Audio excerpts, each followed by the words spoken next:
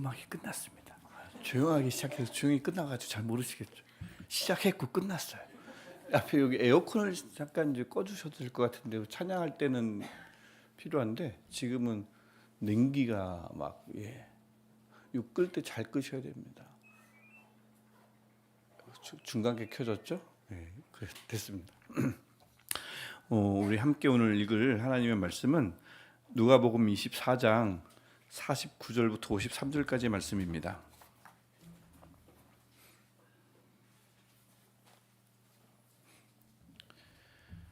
누가복음 24장 49절부터 53절까지 말씀.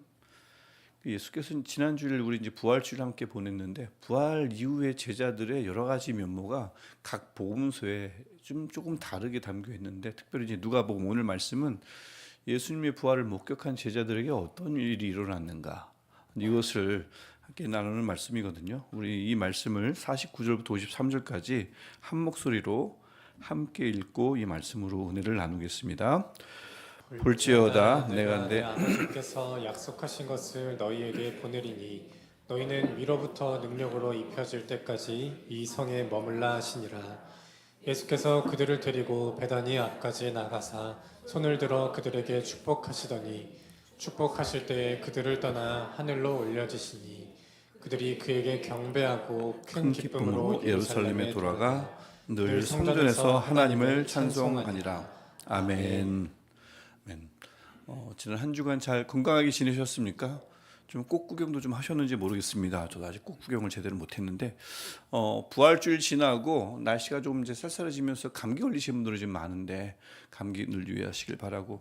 지난 부활주일 우리 이제 모든 교회가 교회라면 당연히 가장 큰 절기 중에 하나가 부활주일이죠. 그래서 전 세계에서 이 교회가 부활주일을 함께 보내면서 우리 예수께서 다시 사셨다고 이제 그런 예수님의 부활을 노래하고 찬양했을 거예요. 또 이제 어느 정도 규모가 갖춰지는 교회는 왜냐면 칸타타도 이거 아무 교회나 다 할 수 있는 게 아니거든요. 좀 인력이 있어야 됩니다. 그래서 이제 대부분은 아닐 거고 상당수의 교회가 일단 칸타타를 통해서 예수님의 죽음, 고난과 죽음과 부활을 노래하면서 예수님의 부활을 다시 한번 되새기고, 근데 그 예수님의 부활이 그분만의 부활이 아니라 그분은 부활의 첫 열매이므로 첫 열매 되신 주님을 따라 우리도 나중에 부활할 것임을 꼭 부활주일에 알고 있지만 부활주일이 되면 다시 한번 되새기고 마음에 다짐하거든요. 그렇게 해서 이제 우리의 부활의 몸, 부활의 몸을 다시 한번 생각하죠. 그때 이제 부활의 몸을 입으면 지난주에 말씀드렸던 것처럼 노화가 일어나질 않으니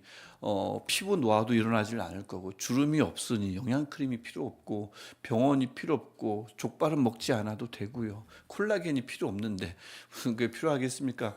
그래서 그런 또 영광스러운 몸, 온전한 몸을 입게 되는 것을 우리가 알고는 있지만 특별히 부활주일이 되면 다시 한번 이제 그런 본문을 보면서 우리가 다짐을 합니다. 우리에게도 그런 몸이 언제요? 순식간에 호련히 마지막 나팔이 불 때에 우리 몸이 순식간에 호련히 그런 몸으로 변화될 것임을, 주님과 똑같은 부활의 몸으로 변화될 것임을 우리 함께 보았습니다. 음식을 먹는데 병은 막 통과하는 그런 참으로 지금 우리와 비슷하면서도 다른, 말로는 표현할 수 있지만 정말 신비스러운 몸을 그 마지막 나팔이 불리고 나면 우리가 순식간에 변하는 것이 우리가 기다리고 있는 부활의 그 순간이죠. 이제 그런 이야기를 특별히 부활주일에 웬만한 교회면 이제 그런 이야기들을 함께 나누고 우리 꼭 그 부활 그때 나팔 소리가 들리면 그날 딱 변해서 예수님을 맞이했으면 좋겠다. 그런 마음을 꼭 부활주일에 나누죠. 정말 그렇게 맞이했으면 좋겠어요. 정말 그렇게 부활 마지막 나팔 소리가 들릴 때 70대는 몇십 대로 와야 되나요? 20대로? 저도 20대로. 그래서 딱 변하면 좋겠고, 변하면 많이 얼굴들이 분명히 바뀔 거예요. 지난 일부 때는 말씀 안 드렸지만 이상한 것이 부활 이후에 공통적으로 나타나는 현상 중에 하나가 제자들이 예수님을 잘 몰라 봐요. 음성은 알아듣는데 그만큼 신령한 그 몸은 뭔가 달라진 겁니다. 그러니까 분명히 뭔가 이전 것이 남아 있음에도 불구하고 바뀌었기 때문에 제자들이 알면서도 못 알아보고 처음엔 다 못 알아봅니다. 이게 신앙이 떨어져서 못 알아본 게 아니라 부활의 몸이 그만큼 신비스러워서 못 알아본 거거든요.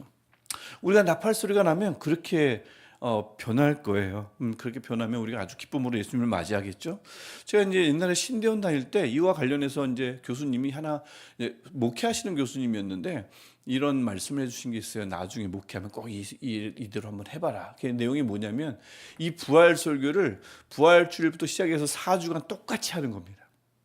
토시 하나 안 틀리고 부활의 때가 오면 죽은 자가 나팔 소리가 마지막 나팔 소리가 들릴 때 죽은 자가 먼저 부활하고 그 다음에 살아있는 자가 순식간에 호련히 부활할 것이다. 신령한 몸을 입을 것이다. 이런 설교를 이제 부활 주일에 했죠. 첫 주에 했겠죠. 교인들이 그렇지 마지막 때 되면 우리가 부활하겠지. 이제 더 이상 아프지 않을 거야. 병원 가지 않아도 돼. 팽팽해. 주름 하나 없어.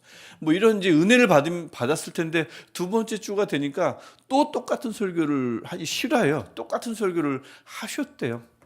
똑같은 설교를 하니까 목사님이 복습하라고 하나 보다. 그래 다시 한번 외우자. 부활의 때가 오면 나팔 소리가 반드시 들리고 순식간에 뭐 천천히 바뀌는 게 아니라 휙 순식간에 바뀐대. 이제 다 외웠어.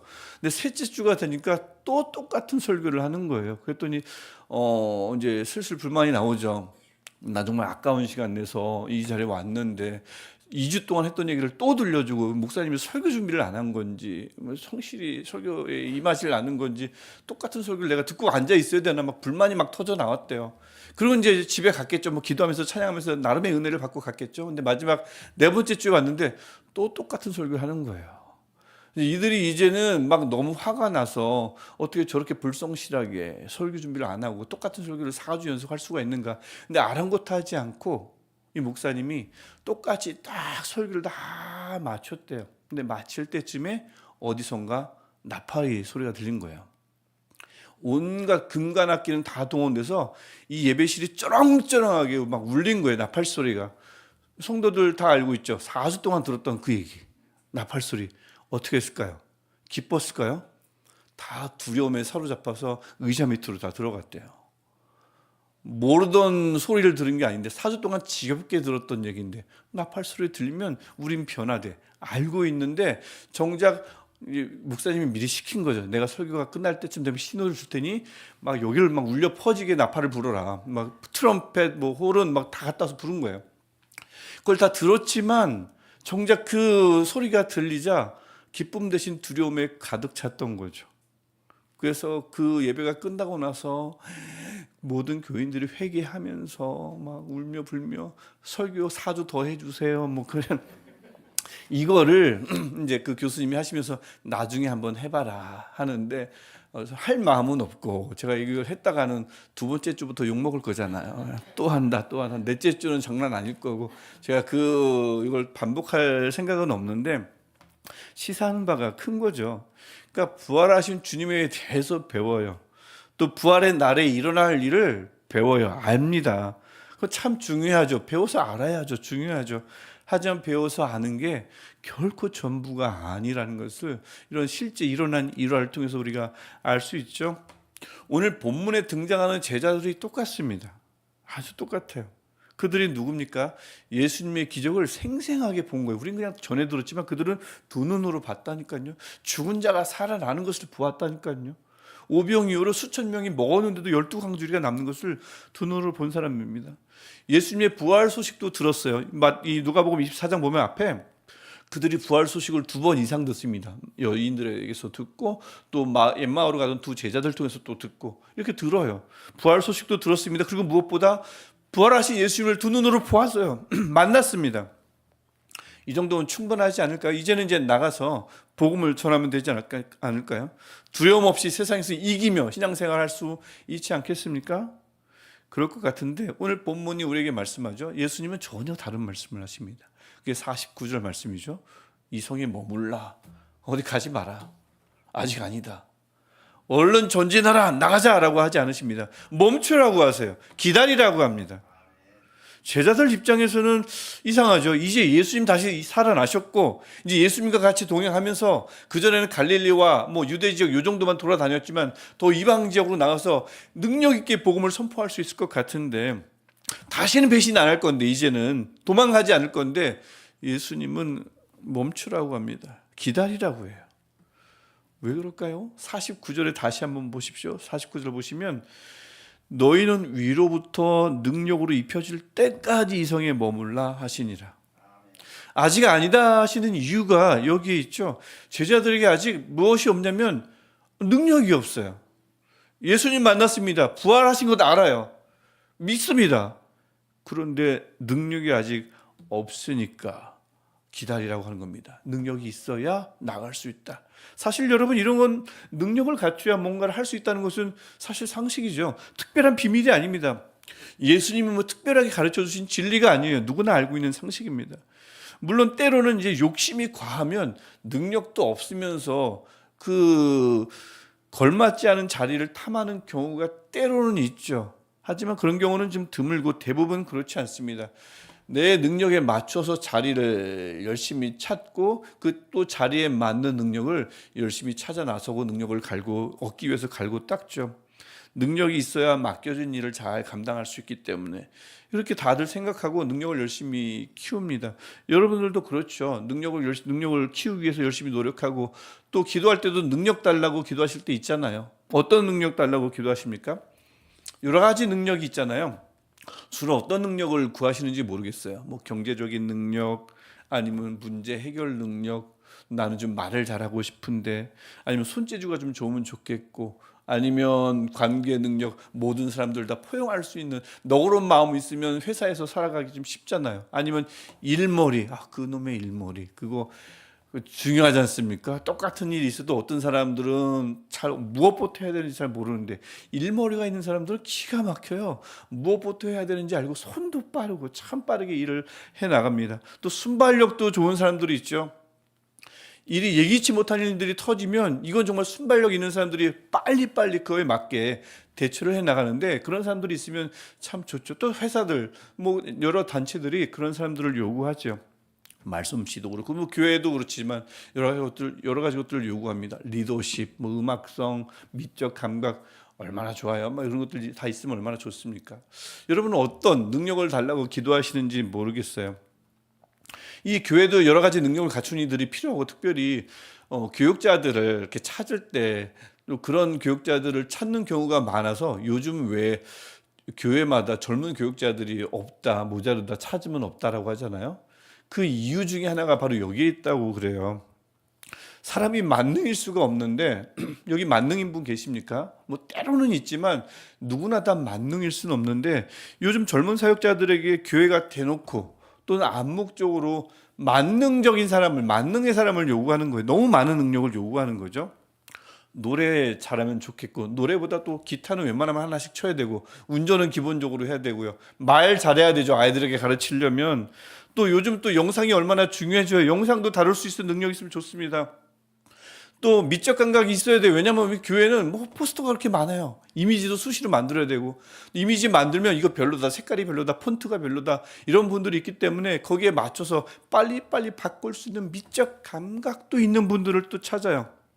일머리도 있어요. 교회 또 일이 얼마나 많습니까? 말도 잘해야 되죠. 또 사람들 아이들만 가르칩니까? 그 모든 교육부서마다 선생님들 있잖아요. 선생님들과 같이 일하려면 또 리더십도 있어야 돼요. 가르치기만 잘해서도 안 되고 말만 잘해서도 안 되고 리더십도 있어야 돼요. 이 너무나 많은 것들을 요구하니까 이 젊은 신학생들이 또 교육자들이 교회보다 내가 잘할 수 있는 거 하나만 있으면 한두 가지만 있으면 버틸 수 있는 것, 인정받을 수 있는 곳으로 가는 거예요. 그리고 나머지 이제 시간은 그래도 교육자니까 파트로 교회에서 사역하는 경우가 그렇게 많다고 그래요. 또 그런 교육자도 찾기 어렵다고 합니다.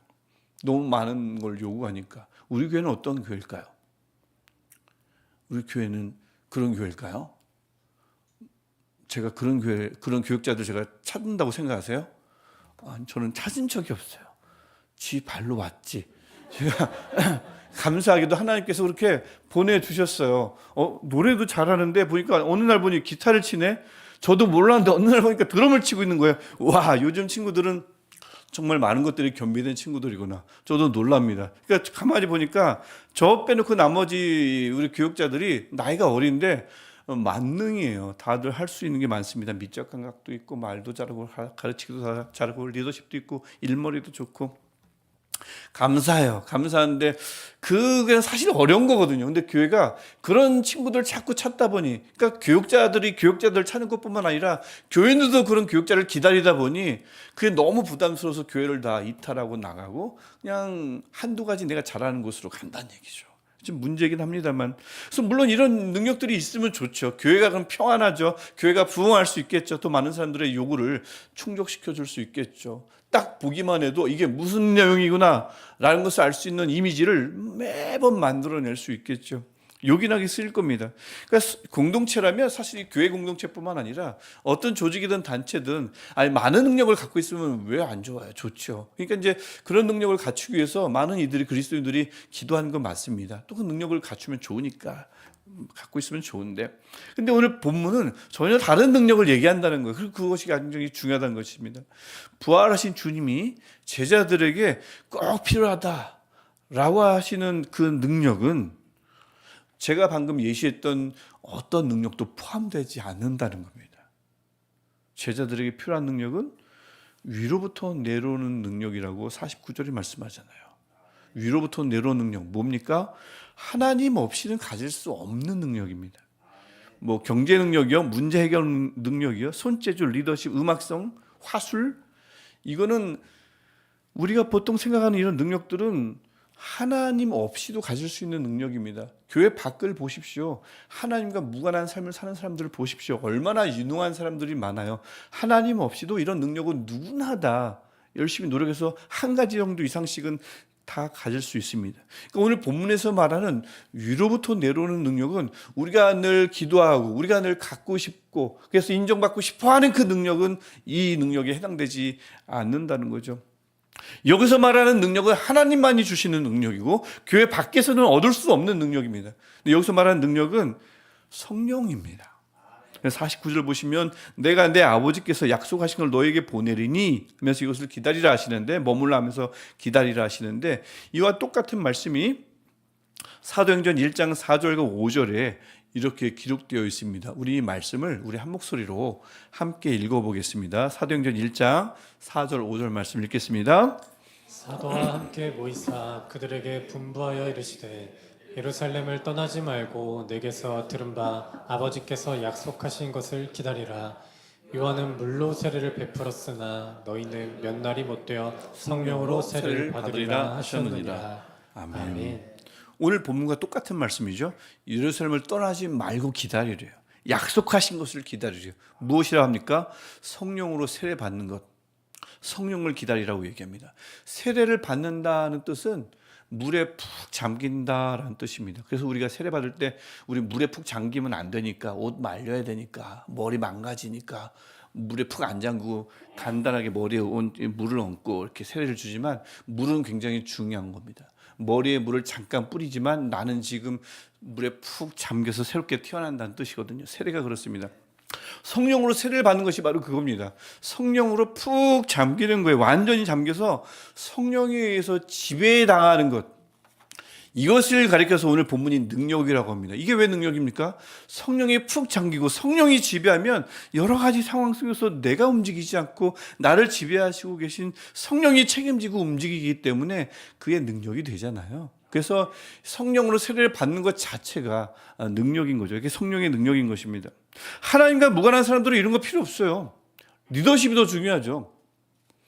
남들보다 탁월한 것들이 더 중요하죠. 지적 능력이 더 중요하죠. 더 많이 외울 수 있으면 좋습니다. 한 번 보면 사진처럼 찍히면서 외우는 사람들 얼마나 좋아요. 그런 능력이 더 필요합니다. 하나님과 무관한 사람들은 위로부터 내려오는 능력 자체가 필요가 없어요. 그냥 세상이 원하는 능력 한두 가지, 기왕이면 더 많이 가지고 있으면 그것으로 충분합니다. 하지만 하나님을 믿는 사람들은, 부활하신 주님을 믿는 사람들은, 그 주님을 부활 주일마다 노래하고 나도 부활할 것임을 믿는 그리스도인들은 위로부터 능력이 입혀질 때까지 반드시 기다려야 합니다. 다른 능력이 아니라 이 능력을 기다려야 합니다. 세상이 원하는 능력 많이 갖고 계십니까? 그래도 기다려야 합니다. 주님이 머물라 하십니다. 주님이 기다리라 하십니다. 거꾸로 그런 능력이 하나도 없으십니까? 하지만 성령으로 입혀지면 가라 하십니다. 행하라, 섬기라, 사역하라 하십니다. 주님의 부활을 믿는 사람들이 정말 필요한 능력은 세상이 말하는 능력과 전혀 다른 거예요. 교회 안에서 가장 중요한 능력은 탁월한 능력, 많은 사람들이 요구하고 나도 어쩌면 교회에서 기도할 때마다 요구하는 그 능력이 아니라 교회 안에서 정말 가장 중요한 능력은 성령에 의해서 지배되는 그것, 성령으로 세례 받는 것, 성령이 대신 역사하시는 것, 그 성령의 능력이 가장 중요한 능력입니다. 그 능력을 기다리는 것이 그래서 절대 뒤처지는 것도 아니고 실패도 아니고 가장 가치 있는 기다림이에요. 내가 능력이 있지만 하나님이 없이는 아무것도 할 수 없다는 기다림이잖아요. 이 얼마나 숭고한 기다림입니까? 근데 저도 그렇고 많은 분들이 이 기다림을 별로 좋아하지 않아요. 힘들어합니다. 왜냐하면 당장 해야 할 일이 있거든요. 당장 내가 해내지 않으면 안 될 일이 있습니다. 내가 주어진 임무가 있어요. 급해요. 당장 해야 합니다. 그것도 흡족한 결과를 만들어내야 합니다. 그러니까 상황에 쫓기죠. 늘 흡족한 결과를 만들어내야 되죠. 내가 해내야 되죠. 하다 보니까 그리스도인인데 성령의 능력을 기다려야 하는데 기다리지 않고 앞섭니다. 왜냐하면 발에 불이 떨어졌으니까, 발등에. 이런 일들이 종종 일어난다는 얘기죠. 살아갈 때도 일어나고 특별히 적어도 교회 안에서 일어나면 안 되는데 이런 일들이 일어날 때가 많다는 거죠. 여러분, 교회 안에는 다양한 사역의 분야가 있습니다. 우리가 뭐 예배만 드리는 게 아니에요. 사람들을 누군가는 맞이하고 안내하기도 하고 또 찬양을 이끌기도 하고 노래하고 악기를 연주하기도 하고 또 이렇게 말씀을 전하기도 하고 아이들을 가르치기도 하고 돌보기도 합니다. 또 구역원들을 살피기도 하고 또 교제하고 또 누군가는 교회 살림살이를 열심히 돌보는 분들도 계십니다. 그런데 이렇게 섬기다 보면 때로는 해야 하니까 내가 안 하면 안 되니까 해야 할 때가 수시로 있다는 얘기죠. 그런 이들에게 오늘 본문이 말씀하는 겁니다. 어느 누구의 예외도 없이 교회 안에 있다면, 어느 누구도 예외 없이 부활하신 주님을 믿는다면 위로부터 오는 능력, 그 성령의 능력을 입을 때까지, 주님이 내게 입혀주실 때까지 기다리는 것이 맞습니다. 그게 정말 중요합니다. 성령을 구하는 것이 먼저예요. 이미 시작했는데 어떡하죠? 능력 없이 이미 자원했는데 어떡하죠?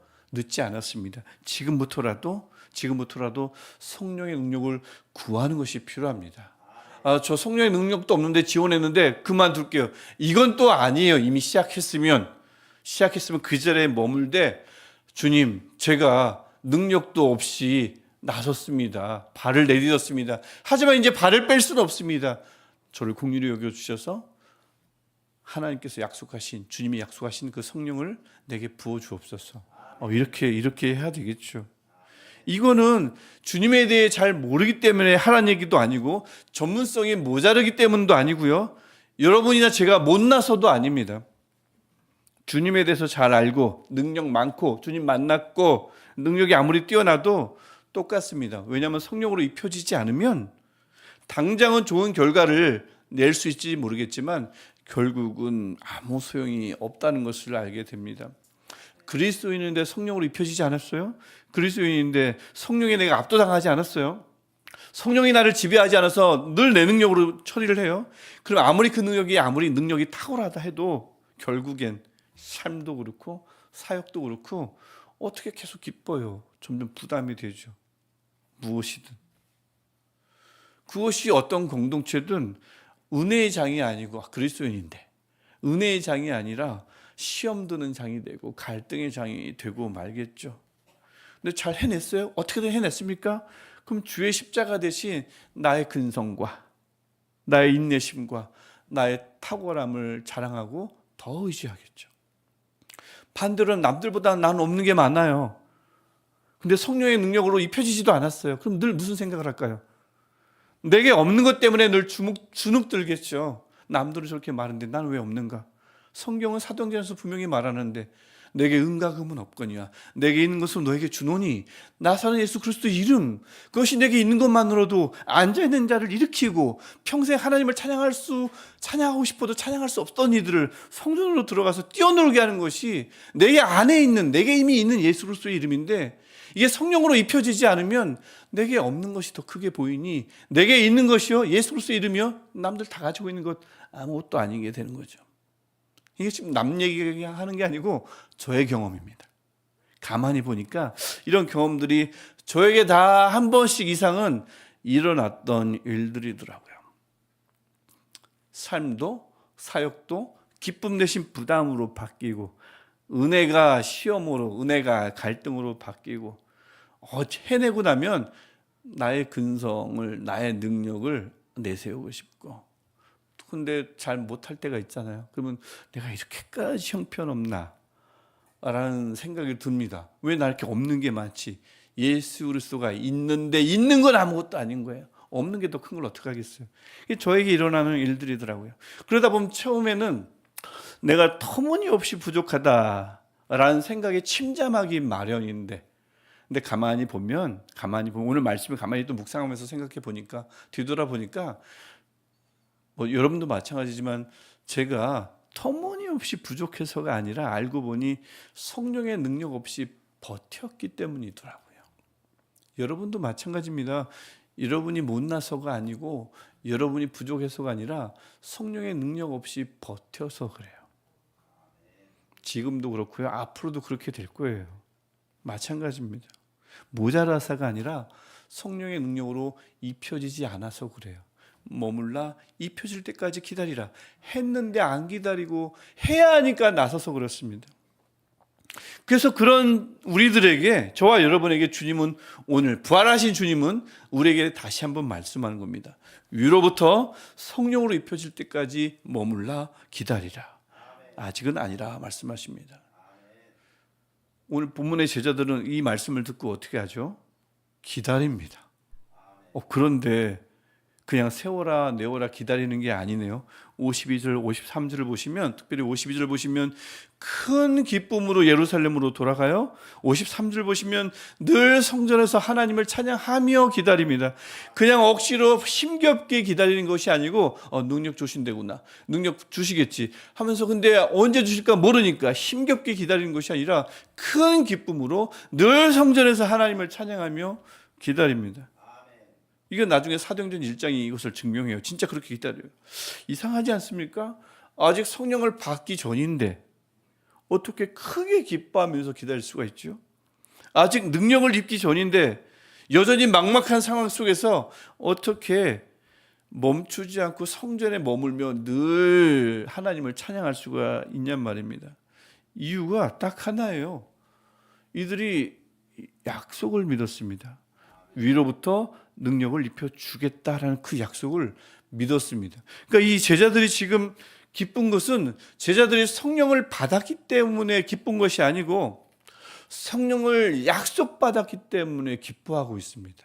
물론 나중에 성령을 받아서 더 크게 기쁘겠지만 그 전까지는 기뻐하지 않은 것이 아니라 성령을 약속받은 것만으로도 이들이 기뻐했어요. 이게 부활 이전의 제자들과 부활 이후의 제자들의 다른 점입니다. 가장 큰 다른 점이에요. 이들이 부활하신 예수님을 만났다고 능력이 생긴 게 아닙니다. 여전히 능력은 없어요.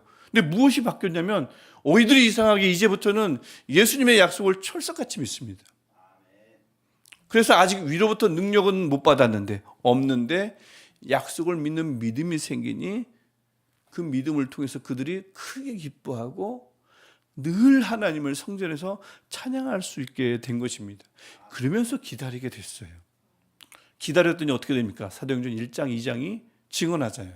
기다렸더니 정말 그들이 올순절 날에 성령을 어마어마하게 받습니다. 그리고 그들은 완전히 돌변합니다. 단 한 번도 나약한 적이 없고 십자가가 부끄러워서, 예수가 부끄러워서 도망갔던 이들이 예수를 위해서, 십자가를 위해서 목숨을 내놓습니다. 기다렸더니, 큰 기쁨으로 늘 찬양하며 기다렸더니 약속하신 대로 성령을 받은 결과가 바로 그렇다는 것이죠. 오늘 말씀은 여러분, 그래서 부활하신 주님을 만난 제자들에게 하시는 말씀인가 동시에 부활주의를 보낸 모든 그리스도인들에게, 일주일이 지난 모든 그리스도인들에게 하시는 말씀입니다. 뭘 말씀하시죠? 기다리라고 말씀합니다. 위로부터 능력으로 입혀질 때까지 기다리라고요. 물론 저도 그렇고 여러분에게도 그렇고 해야 할 일이 있죠. 감당해야 할 일이 있습니다. 결정해야 할 일이 있습니다. 바라는 일도 있습니다. 그러다 보면 자칫 기다리기보다는 얼른 해야 할 때가 있죠. 나설 때가 있습니다. 그럼에도 주님이 우리에게 원하셔요. 능력을 먼저 갖추라고. 이거 상식이라고. 특별히 어떤 다른 능력보다 그리스도인이라면, 주님의 부활을 믿는 이들이라면, 부활주의를 보낸 자들이라면 위로부터 오는 능력, 성령으로 입혀지기를 주님은 원하십니다. 그때까지 꼭 기다리라고 말씀하셔요. 그리고 나서 시작하라고 하십니다. 이미 그렇지 않았는데, 능력이 없는데 시작하셨다고요? 아직 늦지 않습니다. 성령으로 입혀달라고, 성령으로 푹 잠기게 해달라고, 그래서 나의 능력이 아니라 나를 덮으신 성령이 일하실 수 있게 해달라고, 성령이 결정하실 수 있게 해달라고 기도하시면 됩니다. 너무 조급해하실 필요가 없어요. 하나님이 시작하라 말씀하시지 않았는데, 하나님의 타이밍이 아닌 것을 우리가 억지로 시작할 필요는 없습니다. 주님이 능력이 필요하다, 머물러 기다리라 하시는데 능력도 없으면서 뛰쳐나가면 안 되는 것입니다. 성령을 구하는 것이 그리스도인이라면 가장 먼저입니다. 정체도 아니고요, 남들보다 뒤처지는 것도 아니고요, 남들보다 늦게 시작하는 것도 아닙니다. 주님이 원하시는 거고 주님이 원하시는 순서입니다. 주님이 또 약속하셨어요. 그런 이들에게 성령을 주신다고. 여러분, 우리 주님은 약속하신 것을 반드시 이루시는 분인 줄 믿습니다. 성령을 구하는 자에게 돌을 주고 전갈을 주실 분이 아닙니다. 성령을 부어주실 것입니다. 우리를 덮으실 것입니다. 그리고 우리를 사용하실 것입니다. 이 사실을 믿는 믿음이 2000년 전 제자들에게 있었던 것처럼 우리에게도 풍성하기를 축복합니다. 그래서 그들처럼 우리도 성령의 능력을 풍성히 받기 전인데도 불구하고, 그 전에 그 약속 때문에, 주신다 했던 것은 반드시 주실 것이라는 약속을 믿는 믿음 때문에 크게 기뻐하는 저와 여러분이 되면 좋겠습니다. 그래서 그 능력을 입을 때까지 힘겹게 기다리는 것 말고, 지치고 고갈되는 것 말고, 그 약속 하나 때문에 기쁨으로 살아가다가, 늘 성전에서 하나님을 찬양하며 살아가다가 주님의 약속이 우리에게 이루어지는 것을 반드시 보게 되는 은혜가 있기를 축복합니다. 결국 주님은 위로부터 능력을 우리에게 입혀 주실 줄 믿습니다. 그렇게 되면 우리 삶, 우리 사역, 어떤 것이든 성령 없이 애쓰다가 지쳐버리는 삶도 사역도 없을 것입니다. 그럼 모든 삶은 그치고 더더욱 성령으로 더 기뻐하는 삶, 사역을, 섬김을 이어나갈 줄 믿습니다. 그런 복이, 그런 은혜가 저와 여러분 모두에게 있기를 축복합니다. 그리고 더 성령을 통해서 더 큰 기쁨으로 다시 오실 예수님을 기다리면서 늘 성전에서 하나님을 찬양하다가 마지막 나팔 소리가 들릴 때, 어떻게 들릴지 모르겠지만 들릴 때 순식간에 호련히 변화되어 그 주님을 두려움 없이 큰 기쁨으로 맞이하시는 저와 여러분 되시기를 축복합니다. 우리 같이 이 한마음으로 기도할 때, 주님, 기다릴 줄 알게 하옵소서. 위로부터 성령이 입혀질 때까지 기다리게 하시고, 그 주실 거라는 믿음을 믿는 믿음으로 기다릴 때에 억지로 기다리는 것 말고 큰 기쁨으로 기다리다가 정말 약속하신 대로 주신 그 하나님의 성령의 능력을 입게 하옵소서. 우리 이 마음 가지고 할렐루야로 기도하시겠습니다. 할렐루야. 이 예배를 받으실 하나님을 찬양